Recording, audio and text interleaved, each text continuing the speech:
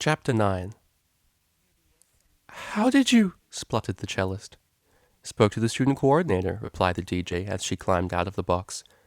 "But you—" "Told you not to do that, 'cause it was unlikely she'd let us move in together?" Vinyl grinned and winked. "When did—" "Carried my stuff across town about an hour ago. I've never used so much magic at once in my life." She gave a slightly breathless chuckle, and Octavia noticed beads of sweat clinging to her white coat. "Wow, I feel great." The unicorn made to take a few steps closer, but stumbled, and the cellist rushed forward to catch her. The sound of fluttering wings came closer, followed by a thud in the doorway. "Sorry, Vinyl," said the light blue Pegasus. "I held her as long as I—" "Oh, I'm sorry. Let me get the door." She quickly pulled it closed before either of them could explain. Further muffled apologies came through the thin door, getting quieter as the odd Pegasus retreated.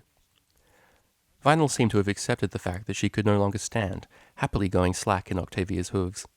"This is cool. Isn't it cool?" "Okay. I wasn't aware that overexerting magic made unicorns delirious," muttered the cellist, half dragging her friend over to the freshly made bed beneath the window. "I feel pretty good about things," the DJ informed her, nodding her head sagely as she was placed gently upon the covers. "That's nice, Vinyl," giggled Octavia as she turned back to unpack the rest of the white pony's possessions. The mare in question let out a low chuckle as she did so. "You should walk away from me more often." "Get some sleep, you silly pony, lest I start writing down what you say so I can bring it up later." Sure enough, within a few minutes the room was flooded with soft snoring. Octavia rolled her eyes and dug into the nearest box. Unsurprisingly, she emerged with a stack of pristine records neatly stored in transparent cases and labeled with delicate consistency. After going through a second and third box and finding nothing but records, the cellist became exasperated. "Did you even bring any clothes or personal items?" she asked irritably. It didn't help that the only answer was in the form of a particularly loud snore. Deciding to shake the next box before opening it, she was delighted to hear the sound of small objects sliding around. If this isn't her personal belongings, I'll eat my bow tie. Sure enough, inside there were a number of little gadgets and miscellaneous objects. Of notable interest was her phone, a small, easily concealed thing, as was common to unicorns, who rarely needed to physically touch their mobiles. She rolled it between her hooves, and it activated, seemingly welcoming her touch. Octavia glanced at the sleeping unicorn cautiously, then let a little smile creep onto her face. It can't hurt to see how many contacts is considered normal.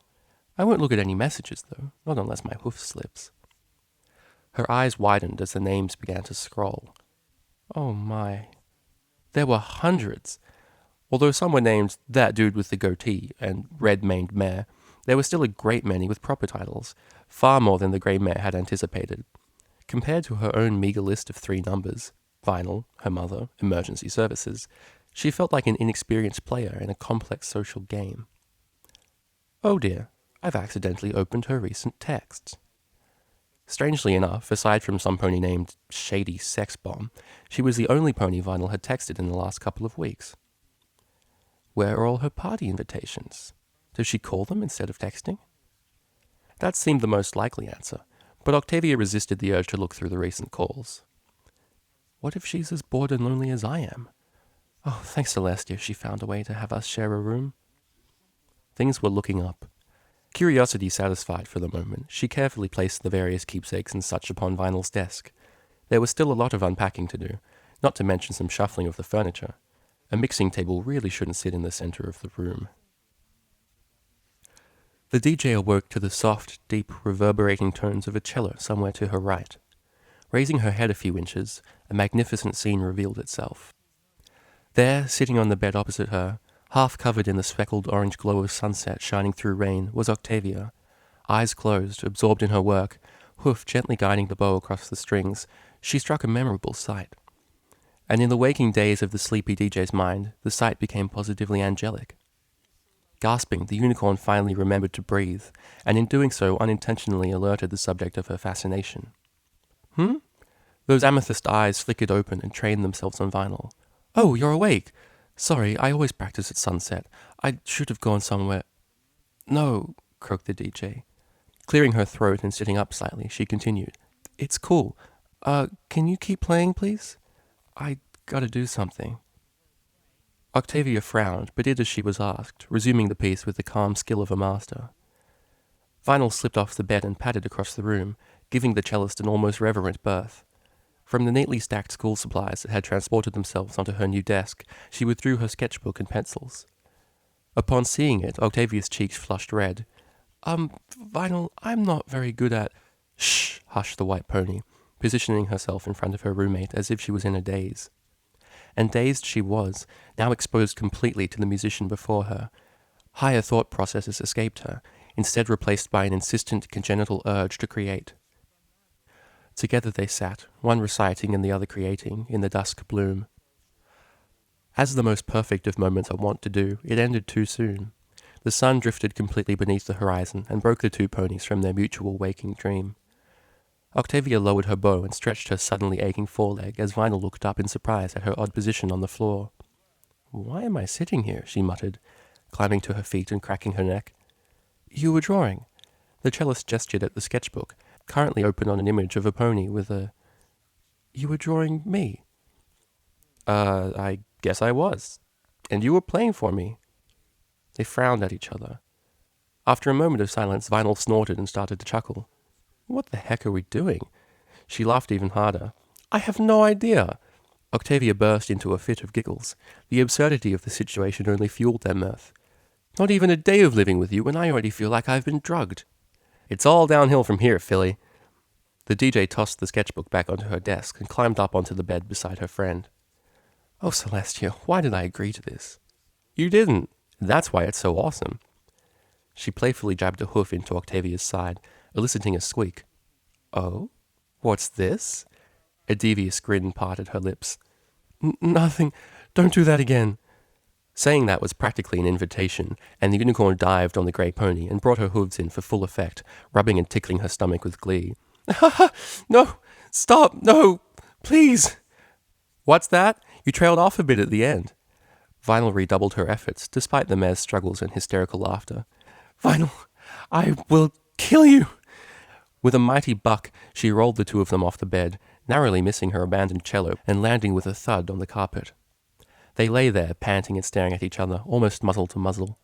One wore a silly grin, and the other tried her best to muster a fear-inspiring glare. It wasn't working, as evidenced by the lazy white hoof drifting up and poking her nose. "Boop," whispered the DJ. "You will die by my hoof," the cellist hissed back, though she couldn't help the smile that grew across her face. "Such a nice little mare, aren't you?" "I was. You've ruined me." Vinyl let out a familiar low chuckle, but remained silent, still wearing a lopsided grin. "What?" Octavia raised an eyebrow. "Nothing. Just thinking about ruining you." "Tell me, what's so funny?"